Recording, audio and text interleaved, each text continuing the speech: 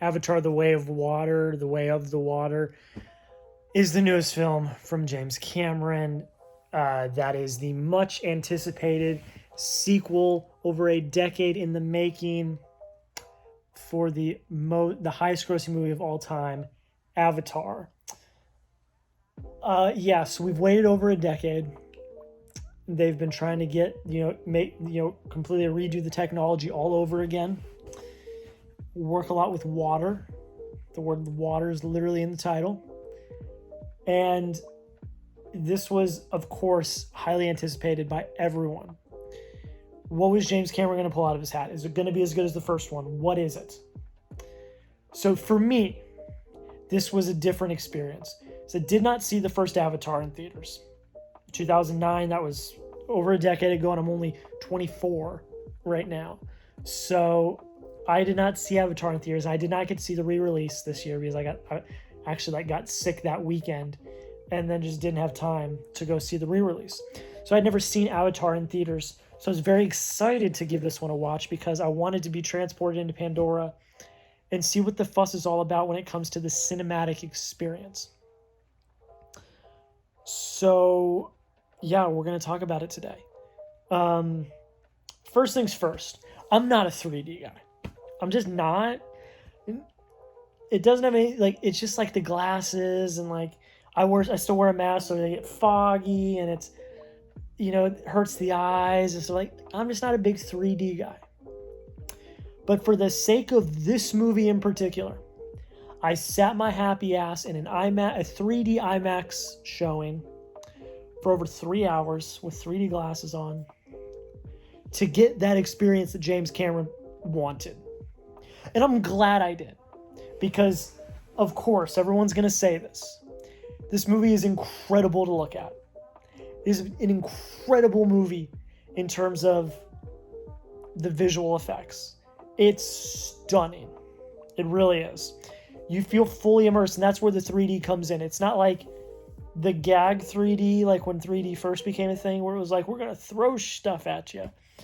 It was we're going to put this in 3D and make it an immersive experience, like you are in the water or you're in the forest with them when something's happening, which I can get on board with that type of immersion, not the we're going to throw stuff at you immersion. I will say, though, however, and this is a little nitpick for me, I play a lot of video games. I know a lot of people I know play a lot of video games. The first hour or so of this is in the forest before they get to the water stuff. It's in the forest where we leave them in the original Avatar. A lot of it felt video game cutscene-y. It really did. Some of the ways it was shot, some of the ways the camera panned and moved, I felt like, oh, they're about to pan to the character in third person and we're about to start walking and go on our mission. It felt like that for the first hour of the movie. That doesn't take away from the fact that it's a beautiful movie. It's a gorgeous movie. It looks great. I really give them props. But I just think some of the execution in the first third of the movie felt very a video game cutscene in some aspects. However, when we first jump underwater, my jaw was on the floor. It was incredible what they did with the water, the underwater. And that's the big thing that Cameron was pushing over the last decade was the water technology. How we're going to get underwater, how we're going to do all these elaborate sequences underwater and with water. My God, it looks... I found this on the web. Yo, Siri, shut up. My God, it was incredible. It was so... And I'm not just saying that. It was freaking incredible what they pulled off. Just so well done. So the technical across the board, perfect points for me. So good. Performances are good. I think the biggest problem we're going to run into with this film and with this franchise as a whole, because the first movie has, I guess, this critique as well. Characterization, character arcs, and overall story. I think the first movie excelled in world building really well. And I think this one does as well. We get more of the lore of Pandora and the different tribes and the different ways that Pandora works and grows in these different tribes. So we get that here, which I think is really good. But the thing that the first movie is missing, that this one's also missing, I think, is really thorough character arcs and passion and emotion. It's really the main issue for me. So yeah, we'll talk about the writing real quick, then I'll get into the performances. It's a hollow film in terms of emotion for a lot of it. I think Cameron's really good at world building and creating worlds. I don't know if he's really that great at character. And I'm mainly just talking Avatar. So don't come at me with examples of his other movies. I'm talking Avatar specifically. He is incredible at building the world, building the lore, building all of that. I don't know if he's great at the characterization and character arcs of these characters. I didn't really feel that in the first movie. Didn't really feel that in this one as well.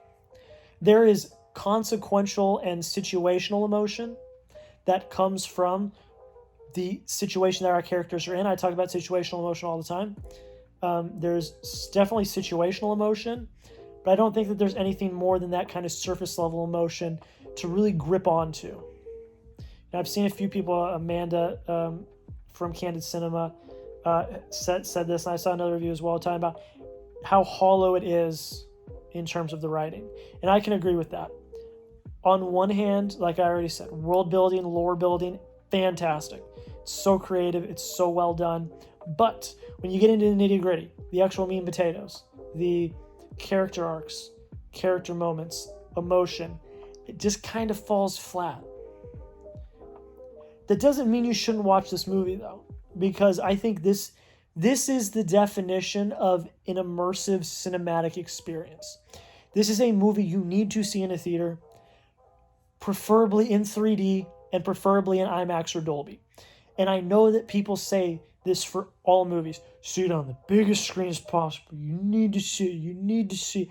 Yes, I agree. Top Gun Maverick, Avengers Endgame.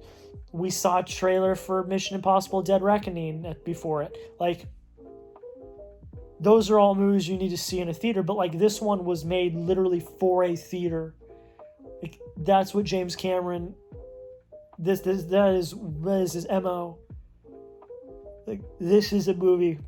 If you watch any movie in a theater ever in your life, this is a movie you watch in a theater. Because it is that stunning. Performance is good. I think Zoe Saldaña in particular, I think Kate Winslet in particular, are both fantastic in this movie. They're both incredible. I think the rest of them are good. I don't think it's necessarily their performances. I think it's the writing.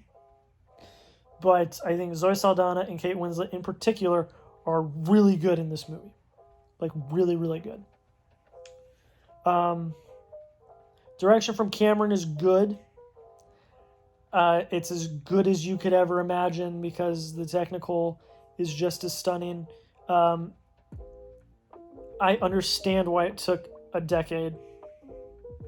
It makes sense. It was worth it. And that was kind of the biggest thing going into this. Was that decade going to be worth it? And it was.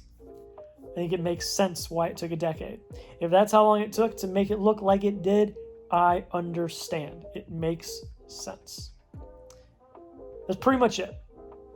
Go down below in the comments. Let me know. What did you think of Avatar: The Way of Water? Did you like it? Did you hate it? Let me know why. I want to hear your thoughts on this one. This is the last big movie besides Babylon that's coming out this year.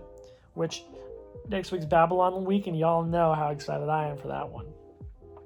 But let me know what you thought. I gave Avatar: The Way of Water. Originally, I gave it a 95. Originally. Then I had to think about it. I gave it a 91. I gave it a 91. Still in the top 20 of the year. Fantastic movie. Really, really good movie. Really enjoyed it. Go down below. Let me know what you thought. I want to hear your thoughts down below. Go follow me on Instagram. The link is down below in the comments. I put a lot of time into my Instagram, so I'd really appreciate it if you checked it out. And subscribe. That's pretty much it. I appreciate y'all for watching. The end of the year is upon us. We're going to finish out the year strong.